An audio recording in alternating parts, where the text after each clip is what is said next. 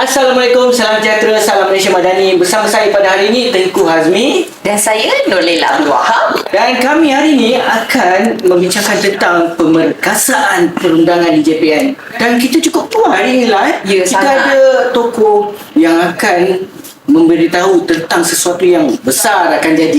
Apa tu lah? Tetamu undangan kita ni eksklusif. Susah tak Tengku kita nak dapatkan masa beliau ni. betul. Kita dikenalkan dulu Tengku. Boleh? Siapakah? Boleh. Kita punya guest hari ini. Silakan. Jadi kami memperkenalkan yang berbahagia Datuk Badrul Hisham bin Alias, Ketua Pengarah Pendaftaran Negara. Wow. Datuk KPPN ada hari ini. Jadi kita nak secara live, secara eksklusif, kita nak beritahu apa benda yang kita nak share je kejap lagi. Tanya dulu dah. Khabar Datuk, tanya dulu. Datuk, selamat pagi Datuk. Selamat pagi. Assalamualaikum. Waalaikumsalam warahmatullahi wabarakatuh. Nampak Datuk cool. Saya rasa Datuk Vibe di lain tau Tengku. saya pun berdebar-debar macam tu. Tapi saya rasa Datuk dah kena nasi dagang bawah. Beres.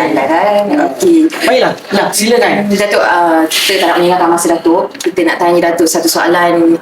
Yang pertama, kalau kita imbas kembali ke Datuk, pada awal tahun ini, YB Menteri Datuk Seri Saifuddin Nasution Ismail ada menyebut tentang dua perkembangan besar yang akan dijangka berlaku pada Jun tahun ini Datuk. Jadi kita nak minta Datuk kongsikan apakah sebenarnya dua perkara utama yang akan dilaksanakan itu Datuk.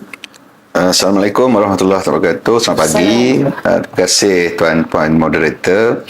Alhamdulillah, pertamanya saya kan rasa syukur dulu. Kita diberi ruang masa untuk kita bersama-sama lah dalam program kita pada pagi ini. Jadi seperti mana yang tuan-tuan sudah maklum, JPN akan mengalami satu perubahan besar apabila kita akan memperkenalkan MyKad struktur baru. Jadi tuan-tuan dan perempuan yang saya kasih sekalian, kita telah melalui fasa yang panjang. Setelah 20 tahun kita menggunakan IC yang sekarang dalam 2-3 bentuk, dan akhirnya pada Jun 2026 kita akan memperkenalkan MyKad versi baru. Jadi tuan-tuan dan perempuan yang saya kasih sekalian, isu ni bukan baru, telah disebut di dalam parlimen, yang mana hasrat kerajaan untuk mengeluarkan IC ataupun MyKad struktur baru pada Jun 2026. Jadi ini adalah salah satu usaha kerajaan untuk menambah baik terhadap fungsi-fungsi MyKad, terutamanya dari segi keselamatan. Tuan-tuan pun sedia maklum bahawa dalam medsos dan sebagainya kita dapati banyak komen-komen berkisar kepada pemalsuan dokumen, bukan saja kepada MyKad tetapi dokumen-dokumen lain juga yang melibatkan Jabatan Pendaftaran Negara. Tapi pada hari ini kita fokus kepada MyKad generasi baru. Jadi sebagai langkah proaktif daripada kerajaan, khususnya Jabatan Pendaftaran Negara, kita akan melancarkan MyKad generasi baru, yang mana kita telah mempertingkatkan security elemen yang ada pada MyKad, terutamanya untuk memastikan pemalsuan itu tidak berlaku, di samping untuk kita memastikan identiti negara melalui MyKad ini terpelihara dan sentiasa diyakini. Jadi tuan-tuan pun selalu dengar juga bagaimana kerisauan masyarakat di luar sana, sejauh manakah MyKad kita ini adalah selamat diguna pakai. Dan pada hari ini pada bulan Jun ni, kita akan pastikan MyKad kita akan sentiasa utuh dan padu dan tidak mungkin untuk dipalsukan.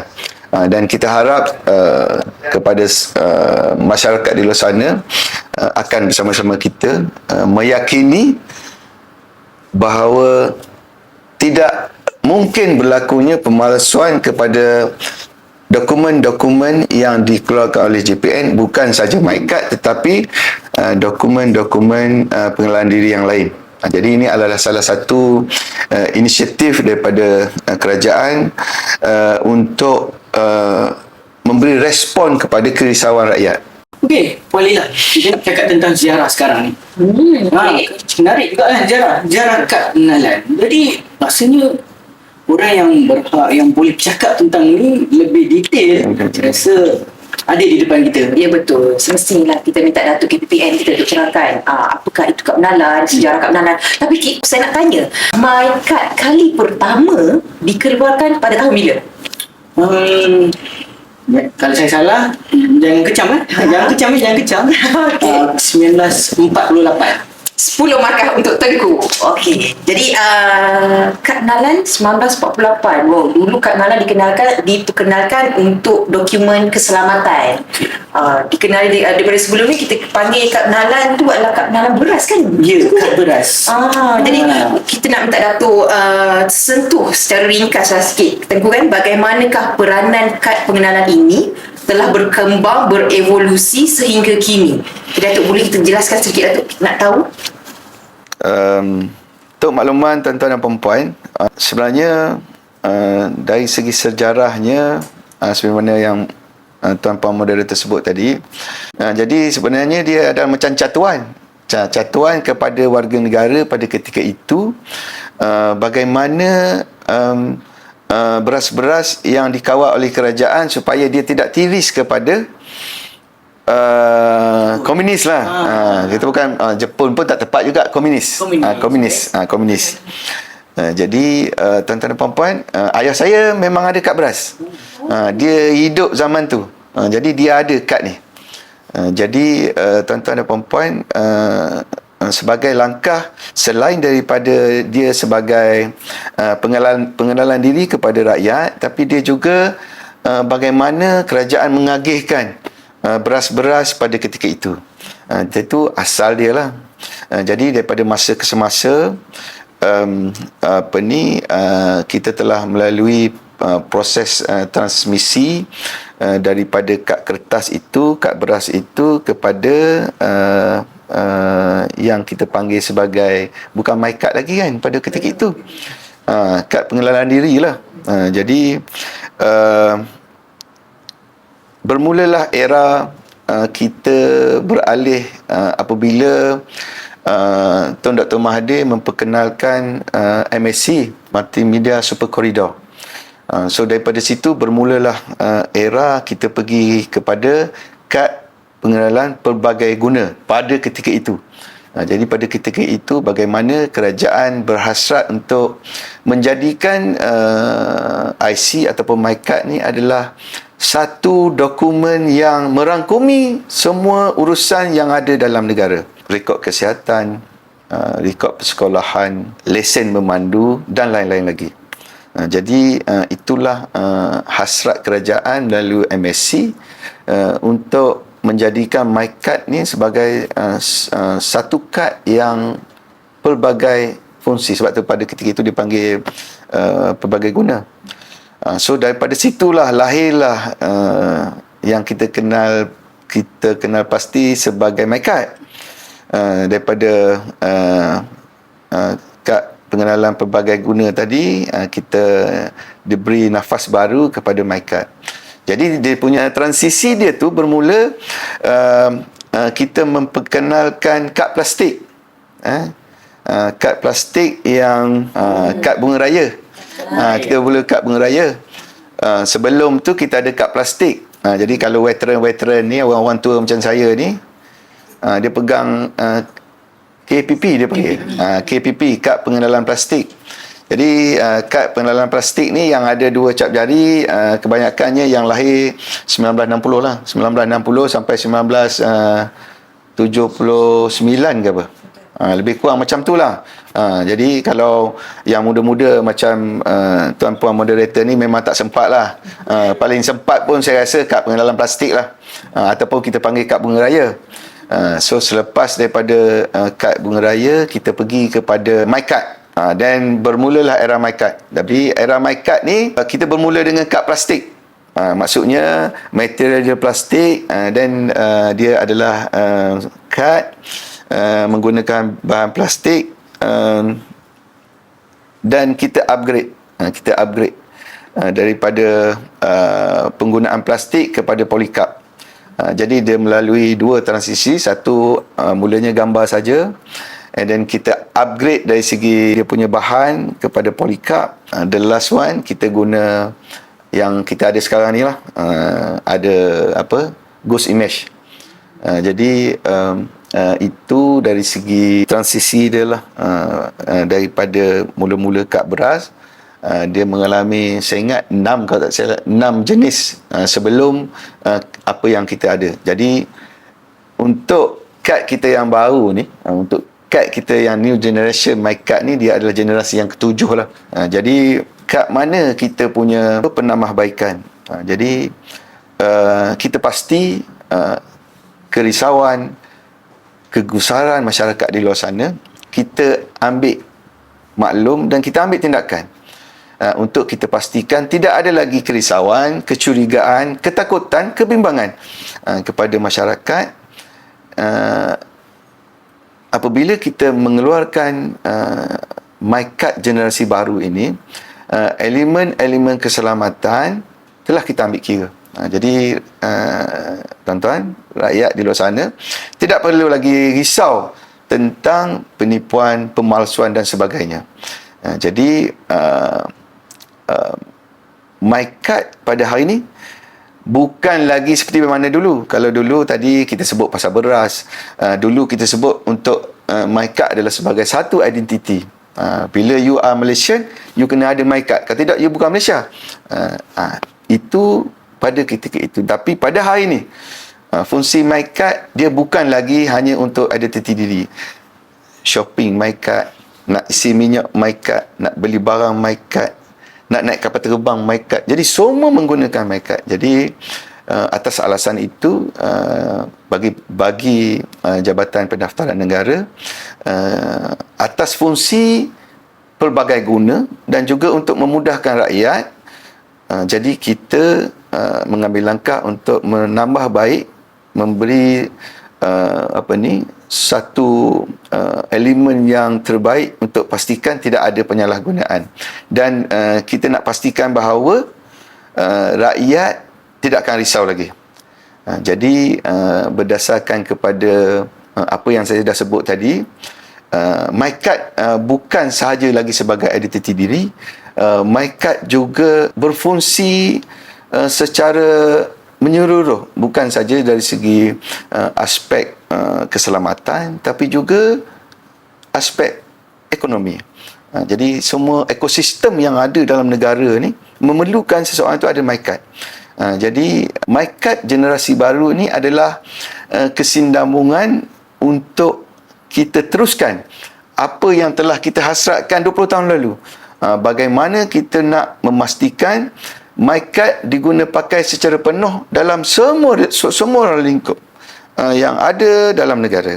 Bermula daripada pengenalan diri, elemen keselamatannya, elemen kesihatannya, elemen educationnya, dan yang paling penting adalah MyCard juga boleh diguna pakai untuk urusan-urusan ekonomi ataupun kita kata pembelian lah. Shopping. Online shopping. Online shopping. Itu saja. Nampak tu? Asyik evolusi daripada tak ada apa-apa sampai sekarang boleh shopping pakai MyCard. Jadi tu macam yang Datuk KP kita terangkan tadi, bila kita nampak, baru kita nampak kepentingan yang MyCard tu umpama macam jantung lah. Jantung yang mengempam darah ke seluruh badan. So, sangat penting bagaimana. Tapi Datuk sendiri dah beri jaminan, jangan risau soal aspek keselamatan. InsyaAllah. Poin pertama yang diulang-ulang Datuk KP, jangan risau. Keselamatan tu sangat tinggi. Itu dah dititik beratkan oleh JPN untuk semua rakyat Malaysia. Jadi Puan Ella, menarik juga kita dengar tadi explanation Datuk tentang evolusi MyCard daripada kad beras sampai yang terbaru yang akan dilancarkan pada Jun ni. Jadi bersih ni, tak silap saya, bersih ke-7 sebagaimana Datuk explain tadi. Jadi tapi kita nak tahu jugalah yang baru-baru ni viral di sosial media. Viral apa tu Tengku? Viral mengenai kat dalam kita ni dia ada QR code. Jadi betul ke tak betul kita Kita minta Datuk KPPN untuk jelaskan. Ya Datuk. Terima kasih. Jadi tidak ada yang tak betul, semuanya betul semua. Betul belaka. Betul belaka. Jadi tuan-tuan puan-puan yang saya muliakan, sebagaimana yang telah disebut sebelum ni, kita cuba tambah baik berdasarkan daripada kelemahan-kelemahan yang lalu, isu-isu yang timbul, kerisauan, kebimbangan daripada rakyat. Jadi apa yang kita nak tambah baik ni? My card kita ni, kalau dulu pun kita sudah bagus sebenarnya, kita among the best my card in the world, tapi masih ada kekurangan, kelemahan. Jadi dalam banyak-banyak semua tu, kita ambil lah 1-2 elemen yang kita rasa memberi faedah langsung kepada rakyat, ataupun kerajaan.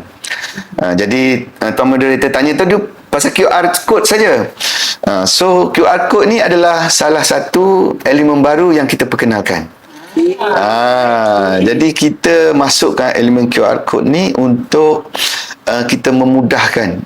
Jadi semua orang bercakap pasal QR code. Dulu tidak ada QR code, tapi kita ada template di dalam chip kita. Dan semua agensi yang nak menggunakan, dia boleh menggunakan chip yang ada melalui template-template yang kita sediakan di dalam kad. Tetapi apa yang kita perkenalkan bukan saja untuk kita masuk tu untuk saja-saja, tidak. Ni tuan-tuan puan moderator ni bukan untuk saja-saja.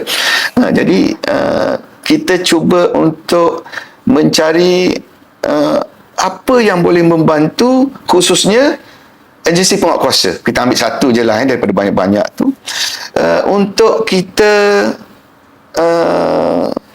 memberi bantuan, sokongan kepada mereka. Bagaimana untuk kita sahkan sama ada kad pengenalan itu ataupun my card itu betul atau tidak. Jadi di dalam QR code kita itu akan ada data-data kita lah. Berapa banyak data yang kita ada. Nanti kita tentukan lah berapa yang ada. Yang ada As long as dia boleh membantu agensi. Contohnya penguasaan apa? Penguasaan minyak, subsidi minyak ke, SARA ke, ataupun lain-lain agensi yang memerlukan. Jadi segala maklumat kita, maklumat pemegang my card akan ada di dalam QR code tu. Jadi kepada saya tak boleh lah nak kongsi semua, nanti dia dah tak jadi surprise. dan dia nanti kan dia menjadikan masyarakat sana. Satu, dia akan jadi orang yang tengok ni, dia akan tambah baik juga, nak cuba buat macam ni juga. Jadi kita elemen-elemen ni kita simpan. Tapi tuan-puan moderator, yang paling penting apa? Apabila tuan-tuan didedahkan dengan my card kita yang baru nanti, tuan-tuan akan merasakan bahawa wow, ada faktor wow di situ yang menunjukkan bahawa kita telah berubah 100% daripada my card yang kita ada. Sangat berbeza lah. Tersangat berbeza, dan saya rasakan bahawa dia bukan sahaja my card baru, tetapi kita telah menukar sebahagian besar. Sebagai contohnya, kalau mungkin tuan moderator pernah dengar di medsos, my card tanpa gambar. My card baru. My card baru tanpa gambar. Tapi itu biarlah. Itu cerita medsos. Saya pun tak nak komen ada ke tak ada gambar. Tapi nanti apabila kita keluarkan padun, tuan-tuan terkejut, lah kenapa cantik sangat ni? Jadi kita tak tahu. Itu salah satu dari segi QR code lah. Ciri keselamatan tadi, ada elemen-elemen yang tuan-tuan dan puan-puan boleh rasakan, ataupun boleh sebagai orang awam dapat memastikan bahawa ketulinan IC itu di peringkat awal. Jadi kepada agensi-agensi penguatkuasa, kalau dulu kita mesti baca dengan reader, kita ada reader, pembaca MyCard dan sebagainya, tapi kita dalam memastikan kelangsungan dan kemudahan kepada khususnya kepada agensi penguatkuasa, kita ada elemen-elemen yang sebagai orang awam pun boleh memastikan bahawa at the first layer tu kita dah boleh tahu dah. Oh, ini original. Oh, ini tidak original. Apa dia tu? Kita tunggulah bulan 6. Nanti kita akan cerita lagi untuk dia menjadi lebih menarik. Kali ni kita bagi sikit dulu permulaan, dan saya ingin berkongsi juga, oleh kerana kita dah ubah semua. Maksudnya tidak ada lagi MSC, tidak ada lagi wajah-wajah lama dalam MyCard. Saya merasakan bahawa keseluruhan elemen features kita tak nampak. Yang nampak tu nampaklah. Ini yang kita boleh tengok dengan mata kasar. Semua gambar-gambar, kita cakap benda yang very, very simple. Gambar-gambar dan apa yang ada atas MyCard semuanya bertukar. Jadi nantikan. Nantikan kami. Tunggu. Kita macam tak sabar lah. Kita tak sabar. Korek lagi dalam KP. Kita yang tak sabar. Nak tahu. Netizen macam mana? Kita yang tak sabar. Kami tak sabar betul lagi anda di luar sana. Dia dengar, tapi dia ada QR code. Jangan risau. Ada QR Betul, code. yang ditularkan itu benar. Ada QR code. Tapi nak tengok yang lebih lanjut, nantikan bulan Jun nanti. Okay. Betul.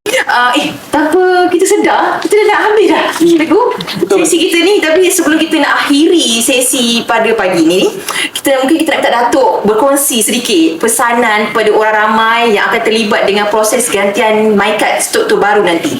Jadi apakah perkara penting yang perlu diberi perhatian oleh rakyat supaya proses ini dapat berjalan dengan lancar dan teratur. Tak kerumun.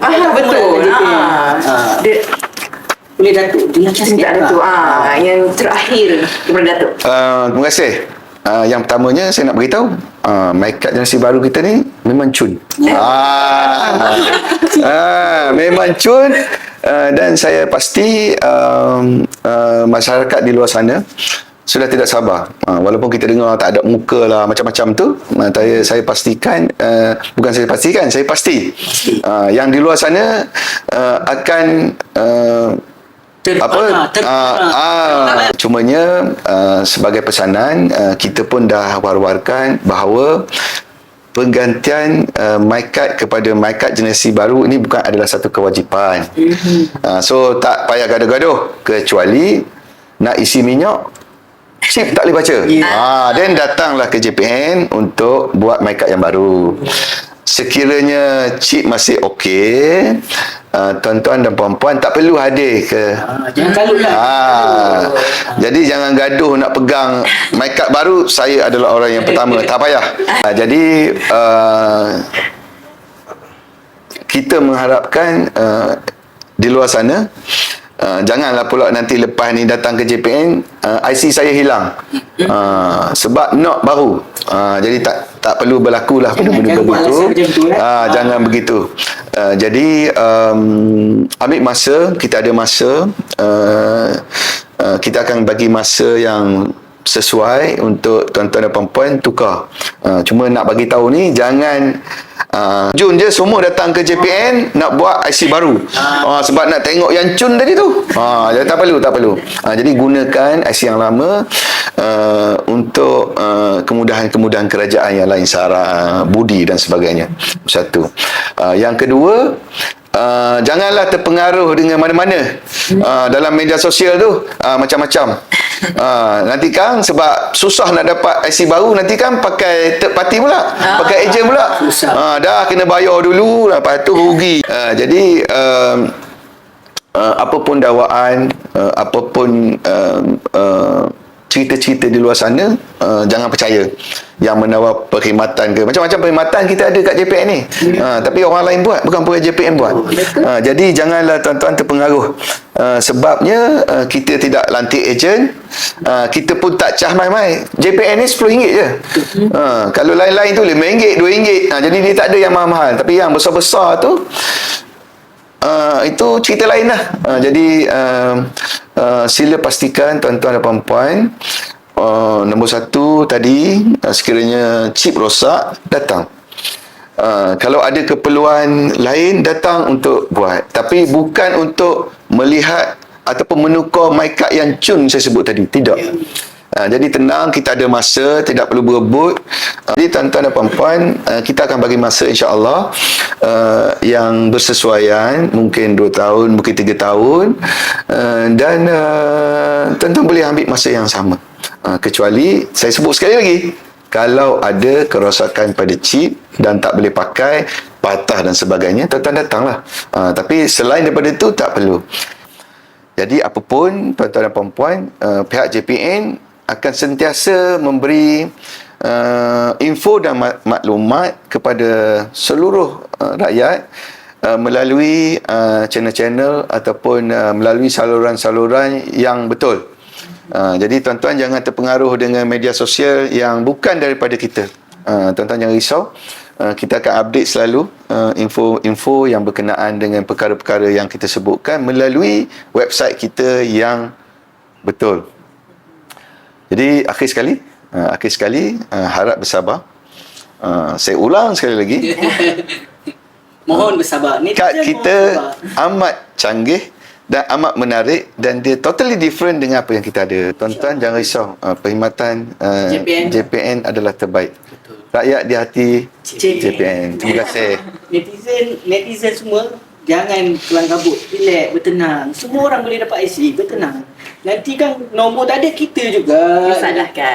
kita juga kena. Jangan. Jadi macam yang Datuk jelaskan tadi kan Tengku, semua informasi penting akan dikeluarkan oleh Jabatan Pendaftaran Negara secara rasmi. Jadi mari kita sama-sama follow, terus mengikuti rapat akaun media sosial JPN HQ Official, di TikTok, di Facebook, di Instagram, YouTube, semua semua media sosial. benda yang sama je, sama. Jadi tunggukan haibahan kita di setiap secara berperingkat. Betul tak? Betul. Jadi- Pastikan yang sahih, datang daripada JPN. Ya. Okey. Komen yang muni-muni je. Apa je. Jadi okey, tamat dah sudah sesi kita pada Jangan pagi lupa ini. ucapkan terima kasih kepada yang bahagia Datuk Badrul Hisham bin Alias yang sudi Meluangkan masa pagi ni. kita nak grab Datuk tu bukan senang tau. Kita Ya. dapat juga lock Datuk hari ni untuk sesi bersama kita. Alhamdulillah, syukur. Selesai juga kita hari Saya ni. harap apa yang kita kongsikan tadi tu semua orang dapat ilmu, semua orang faham apa yang Datuk kita nak jelaskan kepada kita semua pada hari ini kan. Jangan kelang kabut, bertenang. Tapi yang penting Datuk ulang lagi sekali, my card kita cantik. Cun. Jadi itu saja Okey. daripada kami. Saya Tengku Hazmi. Saya Nalila Abdul Wahab. Jumpa lagi di next podcast. Kan? Nak lagi tak? Nak lagi Kalau tak? nak komen lah. Ya, Okey, terima kasih. bye-bye.